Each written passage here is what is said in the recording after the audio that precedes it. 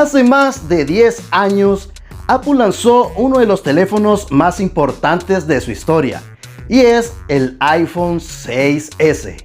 Muchos consideran que es el último iPhone clásico y que aún hoy sigue apareciendo en manos de muchos usuarios. Pero, ¿qué tan usable es realmente hoy en el 2026 este teléfono clasicazo de iPhone? Pues eso lo vamos a ver en este video. Lo bueno, lo malo, si vale la pena o no, y un pequeño resumen para saber qué tan confiable es un teléfono de estos hoy en día. Y como adelanto les cuento que posee el jack 3.5 para disfrutar de audífonos con cable.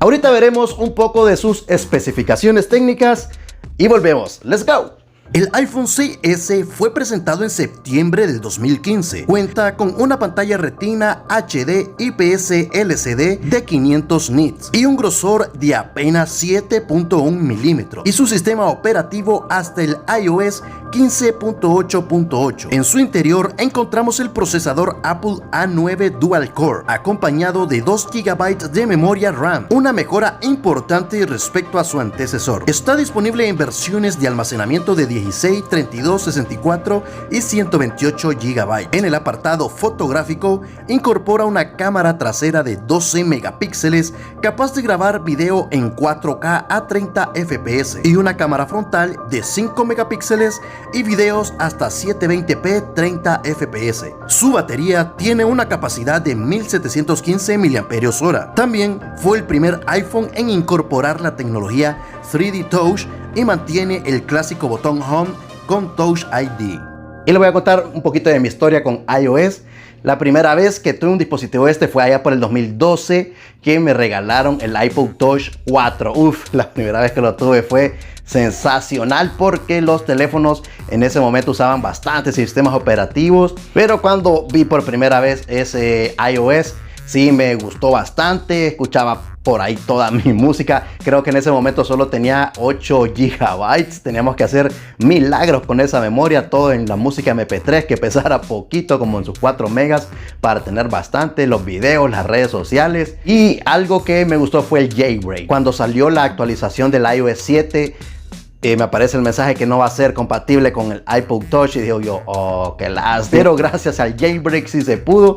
Me encantaba cómo se miraba esa actualización, pero drenaba la batería horrible, se ponía súper lento, entonces mejor lo quité y me quedé con la versión original. Después de eso ya Android se puso súper accesible, salían ya buenos teléfonos, eran buena competencia. Digamos, Samsung ya hacía teléfonos de cristal en la parte posterior y frontal, y recordemos que para la época las pantallas del iPhone eran pésimas, medio se te caía como de 50 centímetros y ya se deshacía completamente la pantalla. La mayoría de personas siempre andaba con la pantalla quebrada. En ese momento Samsung ya adoptó el Gorilla Glass, que eran pantallas ya más resistentes al cristal, y entonces me quedé ya con Android, con Samsung completamente. Y yo creo que desde el año pasado tengo este teléfono porque mi novia lo cambió, y como les digo, también tenía la pantalla quebrada.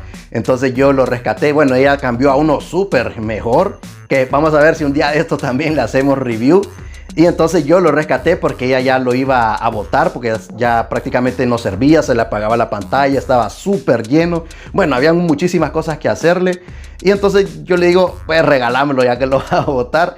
Y así fue, me lo obsequió y le compré la pantalla en eBay. Y aquí tengo un video cuando le hice la restauración. Compramos la pantalla, le hicimos limpieza, lo desarmé todo, le hice limpieza. Luego lo pasé por iTunes, lo formateé. Y algo que me encanta de esto es que hasta el día de hoy todavía sigue recibiendo actualizaciones, pero solo como parche de seguridad. Pero qué excelente que una empresa se preocupe por sus dispositivos y también usuarios súper antiguos, porque este teléfono salió como en el 2015, prácticamente ya lleva 11 años en el mercado, y el día de hoy, hace poquito, recibió una actualización como parche de seguridad. Eso está genial. Yo lo utilizo más para escuchar música, como si fuera un iPod, digamos. Pero al día de hoy, algo que también me fascina de este teléfono es la cámara frontal. No sé, tiene algo excelente que al día de hoy se sigue viendo bien excelente. Aquí les voy a dejar la muestra. Lo bueno, a pesar de los años, el iPhone 6S sigue destacando por su excelente calidad de construcción en aluminio. Su tamaño compacto resulta cómodo para usar con una sola mano, algo difícil de encontrar en los teléfonos actuales. La cámara de 12 megapíxeles todavía puede ofrecer fotografías aceptables en buenas condiciones de iluminación. Además, iOS sigue siendo fluido para tareas básicas como llamadas, mensajería, música y navegación ligera. Corre varios juegos pesados como Call of Duty Mobile. Todavía tiene soporte de Apple Pay y todavía recibe actualizaciones de parches de seguridad. Lo malo, su principal problema es la antigüedad del hardware. Soporte de audio básico a 16 bits 44.1 kHz. La batería suele estar muy degradada en la mayoría de las unidades que aún existen. Los 2 GB de RAM se quedan cortos para muchas aplicaciones modernas. Ya no recibe actualizaciones recientes de iOS, lo que limita la compatibilidad con aplicaciones y reduce la seguridad. También carece de tecnologías actuales como Face ID, carga inalámbrica, modo noche en la cámara y conectividad 5G. Duración de pantalla de 4 a 5 horas con la batería al 100% de salud, mientras que los más modernos soportan de 6 a 8 horas. Entonces, ¿vale la pena el iPhone 6S este año?